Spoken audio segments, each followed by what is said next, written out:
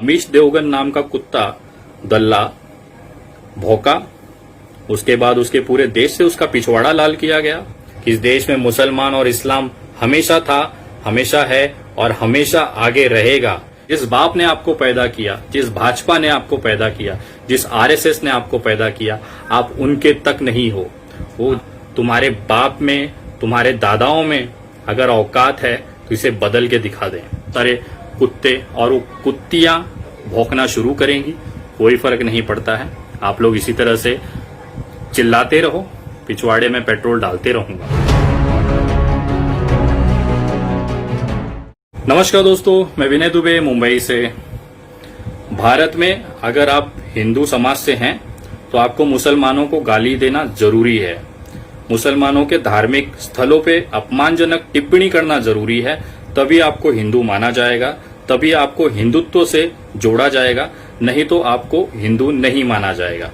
इस तरह की सोच रखने वाले कुछ नमूने हमारे भारत में पिछले 2 सालों में ऐसी फसल तैयार हुई है, जो अपने आप को हिंदुत्व का ठेकेदार समझते हैं, हिंदू का ठेकेदार समझते हैं। वो जो तय करेंगे वही मान्य होगा। उसके अलावा कुछ दूसरा अगर कहेंगे तो आपको मुसलमान घोषित कर दिया जाएगा। मुझे समझ में नहीं आता, हर खूबसूरत चीज को मुसलमानों के पास क्यों दे दिया जाता है। हर अच्छी चीज, अच्छी सोच, अगर कोई सही कह रहा है, सरकार की गलत नीतियों के बारे में अगर कुछ अच्छी चीज रखता है जिससे देश का भला होगा, ऐसी चीज रखने वालों को ये तुरंत मुसलमान घोषित कर देते हैं। इसका तात्पर्य है कि कहीं न कहीं हर अच्छी चीज मुसलमानों को दे दी जा रही है इन नमूनों के द्वारा। ये मानसिक तौर पे बीमार हैं। जिन्होंने इनको पैदा किया ये उनकी बात तक नहीं समझते। तो पिछले कुछ दिनों में आपने अनुभव किया होगा, एक अमीश देवगन नाम का कुत्ता दल्ला भौंका। उसके बाद उसके पूरे देश से उसका पिछवाड़ा लाल किया गया। उसके बाद वो अपनी औकात पे आ गया और माफी मांग ली। उसको देखते हुए, उससे प्रेरित होके बहुत सारे कुत्ते और कुत्तियां सोशल मीडिया पे एक्टिवेट हो जाती हैं। इस्लाम को गाली देना, उनके धार्मिक स्थलों को गाली देना, उसको अपना फैशन बना लेती हैं और ये साबित करना की कोशिश करती हैं कि देखिए, मैं अमीश देवगन से बड़ी कुत्ती हूं, मैं अमीश देवगन से बड़ा कुत्ता हूं। ये साबित करने में एक कंपटीशन सी लग जाती है। वो मानसिक तौर पे बीमार हैं, उनको इलाज की जरूरत है। जब मुझे कुछ लोगों ने कुछ वीडियोस भेजी, उसको देखने के बाद मुझे बहुत तरस आया। बेचारी एक लड़की, जिस समय अपना करियर का ध्यान देना चाहिए, अपने आप को आगे बढ़ाने का ध्यान देना चाहिए, वो बेचारी इतनी बेबस हो गई है कि उसके चेहरे में वो जनाना है कि मर्दाना है, वो समझ में नहीं आ रहा है। मुझे ऐसा लग रहा था कोई लड़का है जो अपने विग लगा के महिला वाला बात कर रहा है। खैर, वो उनका पर्सनल है, मैं नहीं जानता, न जानना चाहता हूं। मैं उस लड़की की खोज में निकला। उन्होंने कहा महाराष्ट्र में है। मैं उस लड़की की खोज में निकला और वो लड़की मुझे सौभाग्य से मिल गई। मैं आप लोगों को दिखाना चाहता हूं कि वो कितनी बीमार है। वो इस कदर बीमार है, उसको इलाज की जरूरत है। आप देखिए उसकी हालत क्या हो गई है। कुछ इस स्थिति में वो मुझे मिली है। यहाँ पे आप देख सकते हैं, बेचारी की हालत इस तरह से हो गई है कि वो कुछ कर नहीं पा रही है। इस तरह की बीमारी केवल इन नमूनों में ही दिखाई देती है और इनका इलाज होना ज़रूरी है। इसके लिए मैंने कुछ लोगों से निवेदन किया कि इसका इलाज किया जाए। वो लोग आए और इसको ले जाके इलाज के लिए लेके जा रहे हैं। जैसे आप अभी देख रहे हैं, ये चल फिर भी नहीं पा रही है। इस तरह से ये मानसिक तौर पे, शारीरिक तौर पे बीमार है। ये बीमारी ऐसी है जो केवल इन नमूनों में दिखाई देती है, जो केवल हिंदू और मुसलमान को आपस में लड़ाने में यकीन करते हैं, देश में भारतीयता, एकता को तोड़ने में यकीन करते हैं। देखो, इनको लेके जाया जा रहा है, उसके बाद इनकी तबीयत, हालचाल देखा जाएगा, इनको तकलीफ क्या है वो देखी जाएगी और उनका इलाज किया जाएगा। जिस तरह से आप देख रहे हो, देखिए कितनी बेकार हालत हो गई है बेचारी की, क्या क्या नहीं सहना पड़ रहा है इसको। और ये हालत में वो इस तरह की बातें कर रही हैं जो समझ के बाहर है। मैं इस टीम का धन्यवाद करता हूं जो इसका, बेचारी का इलाज कर रहे हैं। और हमें कभी भी एक चीज़ ध्यान रखना है, हमें बीमारी से लड़ना है, बीमार से नहीं। इस बीमारी को हमें ख़त्म करना है। बीमार व्यक्ति के प्रति हमारा हमेशा से प्रेम व्यवहार होना चाहिए। इसका इलाज ज़रूरी है। इस तरह से इसका इलाज ज़रूरी है ताकि समाज में और गंदगी फैलने से रोका जा सके। ये अपनी बीमारियां दूसरों को दे रही हैं, उसको रोका जा सके। और ये हम सब की जिम्मेदारी है। अगर आपके आस पड़ोस में अगर कोई ऐसा व्यक्ति आपको दिखता है तो तुरंत उसका इलाज करने की व्यवस्था करें। इस कदर ये बीमार हैं बेचारी।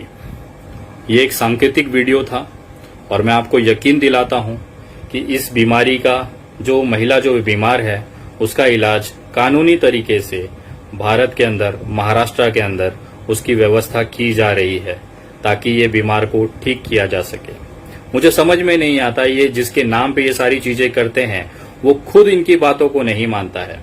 ये जिस नरेंद्र मोदी जी का उदाहरण देते हैं कि मुसलमानों को देश में नहीं चाहिए, हिंदुत्व सबसे ऊपर होना चाहिए, ये बात लेके ये लड़ते हैं और उनके ही जो प्रेरणादायक हैं मोदी जी, वो खुद मस्जिदों में जाके सजदे करते हैं। कैसे करते हैं? ऐसे। हो बुलवतन ऐलान है, हो बुलवतन अल्लाह बदलने लगे तो कुंद खंजर लिए देखो शिमर आगे बढ़ा। ये जिस मुसलमानों से नफरत करते हैं, जिस मुसलमानों से इतनी घृणा करते हैं, उनके पिताजी उन्हीं मुसलमानों के बीच में जाके अपना सर झुकाते हैं। ये हालत है इन नमूनों की और ये नमूने केवल भारत में पाए जाते हैं। मुझे एक बात बताओ, आप किसे हिंदुत्व कहते हो? आपको अभी तक हिंदुत्व का मतलब ही नहीं पता है। हिंदुत्व कहता है सभी धर्मों को साथ लेके चलना। सभी धर्मों का मतलब उसमें इस्लाम और मुसलमान भी आता है और बिना मुसलमान के ये हिंदू राष्ट्र हो ही नहीं सकता है। जितने लोग ये कहते हैं भारत को हिंदू राष्ट्र बनाना है, मैं कहता हूं भाई भारत ऑलरेडी हिंदू राष्ट्र है, इसे घोषणा करने की कोई जरूरत नहीं है। और ये चीजें मैं नहीं कह रहा हूं, और बिना मुसलमान के हिंदू राष्ट्र बन भी नहीं सकता है। ये खुद आरएसएस के प्रमुख मोहन भागवत कह रहे हैं। आप उनकी भी बात नहीं मानते हैं। सुनिए मोहन भागवत जी क्या कह रहे हैं। संघ का काम इस बंधुभाव के लिए है और इस बंधुभाव के लिए एक ही आधार है, विविधता में एकता। वो विचार देने वाली हमारी चलती आई हुई विचारधारा है, उसको दुनिया हिंदुत्व कहती है। इसलिए हम कहते हैं कि हमारा हिंदू राष्ट्र है। हिंदू राष्ट्र है इसका मतलब इसमें मुसलमान नहीं चाहिए, ऐसा बिल्कुल नहीं होता। जिस दिन ये कहा जाएगा कि हाँ मुसलमान नहीं चाहिए, उस दिन वो हिंदुत्व नहीं रहेगा। जिसने आपको पैदा किया, जिसने भाजपा को सत्ता लाके दी, जिसने सारे आपको ताकत दी, आप उस आरएसएस की विचारधारा तक को मानने से इनकार करते हैं, जो विचारधारा कहती है कि हिंदुत्व बिना मुसलमान और बिना इस्लाम के हो ही नहीं सकता है। चलो मैं समझता हूं आरएसएस की, भागवत जी की बात आपको समझ में नहीं आएगी, लेकिन आप अपने भगवान की तो बात सुनोगे। आपके भगवान श्री नरेंद्र दामोदर दास मोदी जी वही चीजें कह रहे हैं, उसी भाषा में कह रहे हैं। आशा करता हूं शायद आप उनको बातों को समझ सकें। सुनिए मोदी जी क्या कह रहे हैं। गीता को मानते होंगे, महाभारत को मानते होंगे, रामायण को मानते होंगे, किसको इसका विरोध है?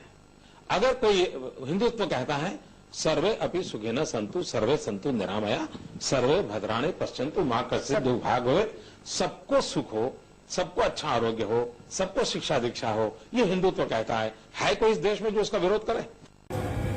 अब अगर यही चीजें मैं कहूं कि इस देश में मुसलमान और इस्लाम हमेशा था, हमेशा है और हमेशा आगे रहेगा, क्योंकि बिना मुसलमान बिना इस्लाम के हिंदुत्व हो ही नहीं सकता है।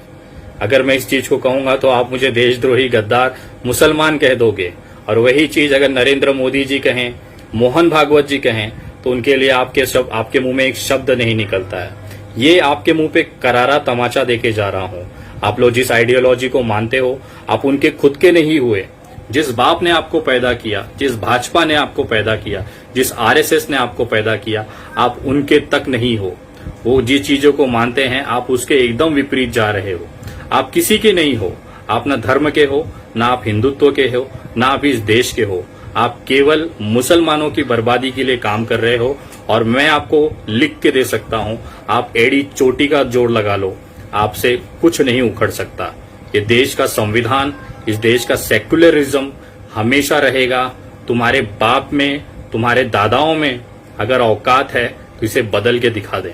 आपके पास सत्ता है, आपके पास बहुमत है, उसके बाद भी आप इस पे 1% भी अगर आप बदल लिए तो मैं आपको मान जाऊंगा और आपकी विचारधारा से जुड़ जाऊंगा। क्योंकि कोई भी संविधान, कोई भी हिंदुत्व ये नहीं कहता है कि कोई भी धर्म अलग है। सभी धर्मों का सम्मान है। और मेरा हिंदू धर्म कहता है अपने धर्म का अभिमान करो और दूसरे धर्म को सम्मान करो। ये असली हिंदू और हिंदुत्व है। और अगर मैं भारतीय जनता पार्टी का विरोध करता हूं तो कुछ अभी दल्ले आ जाएंगे, कहेंगे तू हिंदू विरोधी है। तो उनके लिए भी एक छोटा सा जाते जाते देना चाहता हूं। तुम्हारे मुंह पे फिर से एक तमाचा मार रहा हूं। भाजपा का विरोध करना मतलब हिंदुत्व का, हिंदू का विरोधी नहीं होता है। ये मैं नहीं कह रहा हूं, ये जोशी जी कह रहे हैं आरएसएस के। सुनिएगा जरा। भाजपा का विरोध करने मतलब हिंदू का विरोध है, ऐसा नहीं मानना चाहिए। तो राजनीतिक लड़ाई चलती रहती है, उसको इसके साथ जोड़ के नहीं देखना चाहिए। यही हकीकत है, यही मेरा भारत है। ईश्वर अल्लाह एक है। ये भारत हमेशा से सेक्युलर रहा है और हमेशा रहेगा। जिस भारतीय जनता पार्टी, जिस नरेंद्र मोदी की आप लोग बात करते हो, उदाहरण देते हो, उनको बोलो पहले भारतीय जनता पार्टी का जो संविधान है उसमें से सेक्युलर शब्द निकाल लें, उसके बाद देश का संविधान बदल लेना। पहले अपने पार्टी की जो कॉन्स्टिट्यूशन है, जो संविधान है, उसे बदल के दिखाएं, एक उदाहरण प्रस्तुत करें और खुल के कहे अगर इस देश में आपको मुसलमान नहीं चाहिए तो आपके पास सत्ता है, आपके पास बहुमत है, आप किसका इंतजार कर रहे हो?